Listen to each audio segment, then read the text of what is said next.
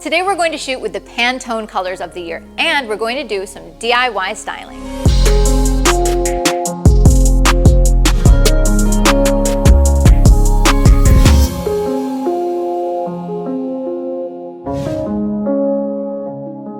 Hey everybody, Lindsay Adler here, and every single year when Pantone announces the color of the year, I do a shoot. And I do this for a couple of reasons.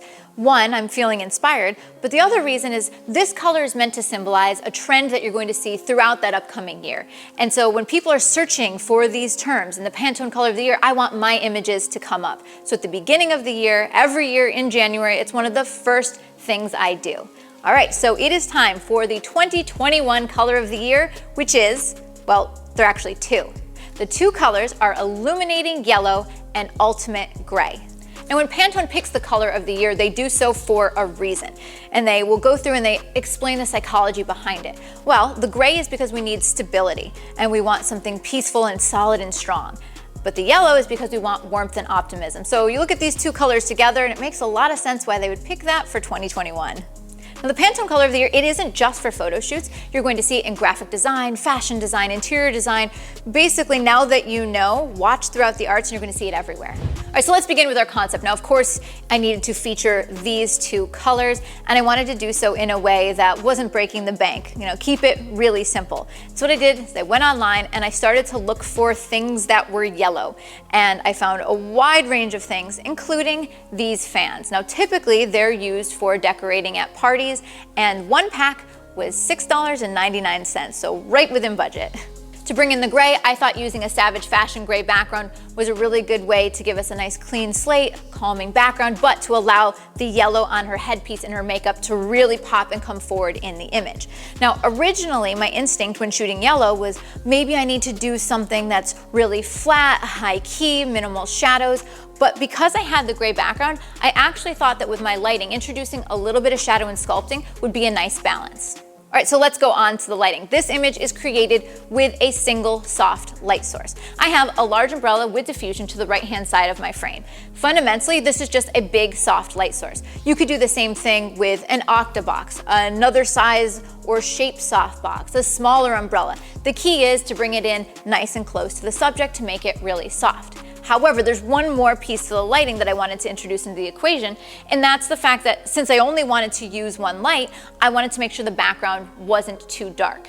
Now, originally when I set up this scene, we were about 3 times the distance from the background, but when I used a single strobe nice and close to my subject for soft light, it actually made the background appear black. And this is due to the fall off of light and inverse square law, in case you aren't familiar with that. Now, I didn't want to add another strobe. I wanted to keep this simple. So the solution is to use my knowledge of the fall off of light, and by bringing the subject closer to the background, it allows more of that large light source to also hit and illuminate the background, so I don't need to add any more gear. So I have beautiful, soft, flattering lighting, incredible styling. The hairstylist put together this headpiece, which looks amazing, the beautiful colors of the makeup. So basically, I put something beautiful in front of my camera, and now it's time to shoot it. So let's talk about my camera gear. So today I'm going to be shooting with the Canon EOS R5 and the 85mm 1.2 lens. Now, the reason I've selected this, it's just really beautiful compression on her face, and I knew everything was going to be a relatively tight beauty shot. Some of my frames, I'll be nice and close to my subject, some will be a little bit further to include a bit more of the headpiece.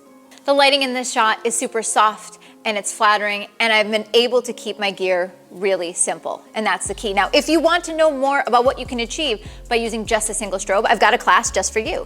The class is called One Light Artistry, and throughout this class, I explain how the distance of light, the modifiers you use, the direction of light, all the controls that you have for a single light, how it can shape your images. So be sure to check that out. Now, there's one final piece to the equation. Throughout this shoot, I was tethered into my computer, specifically into Capture One, and the color grading is an important element. Now, originally, as I was capturing the images, I thought that the skin tone was looking a little bit too warm, and instead, all I really wanted to see was the yellow makeup, the yellow headpiece, and the gray background. I didn't think that the oranges and the reds of her skin were adding to the shot. So what I did is I pulled out some of the colors of the skin tone, saturated the yellows, and increased the contrast of the image.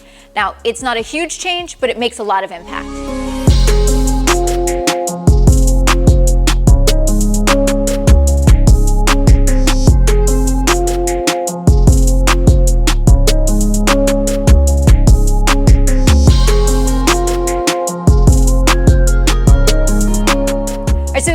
images, you can see how we've celebrated the Pantone colors of the year, but we've done so without a lot of expense and with a pretty simple lighting setup.